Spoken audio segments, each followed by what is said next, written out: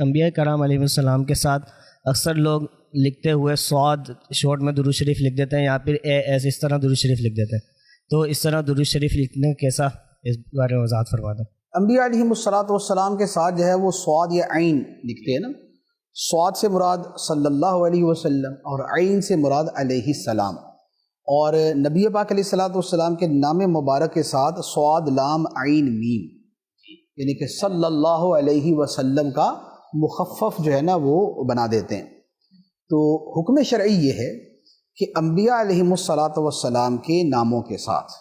اور سرکار دو عالم صلی اللہ علیہ وآلہ وسلم کے نام کے ساتھ درود پاک کی جگہ یہ مختصر حروف لکھنا ناجائز و گناہ ہے، کیونکہ حکم ہے درود شریف کا، اور یہ اس درود شریف کو ترک کرنا ہے، اور اس کے ساتھ ایک ترک تعظیم اور ایک بے ادبی کے اوپر بھی یہ مشتمل ہے۔ اگر اسے کرنے والا تو اپنی طرف سے ادب کے طور پہ کر رہا ہے، لیکن جو درود پاک کو مختصر کیا اور چھوڑا، یہ اصل میں بے ادبی کی صورت ہے، تو لہذا اسے لکھنے سے بچنا ضروری ہے۔ علماء کرام نے اس پر بڑے سخت کلام فرمائے ہیں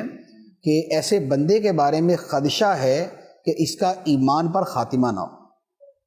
کہ جو نبی پاک علیہ السلام کا نام مبارک لکھے اور اس کے ساتھ درود پاک کی بجائے یہ مختصر سے حروف لکھ دے۔ تو یہ تو ہے درود پاک کے بارے میں۔ اچھا، اور یہی حکم جو ہے وہ اللہ تعالیٰ کے اسماء مبارکہ کے ساتھ ہیں، وہاں پر بھی بعض اوقات عین عز و جل کا یا جیم جل جلالہ کا لکھ دیا جاتا ہے۔ اچھا، اور رضی اللہ عنہ یا رحمت اللہ علیہ، اس کی جگہ بھی جو ہے نا وہ را ضاد یا را حا یہ لکھا جاتا ہے، تو یہ لکھنا بھی منع ہے اور یہ بھی محرومی ہے۔ تو لہذا جب بھی لکھا جائے پورا لکھا جائے اور یہ مختصرات کی طرف نہ جائے۔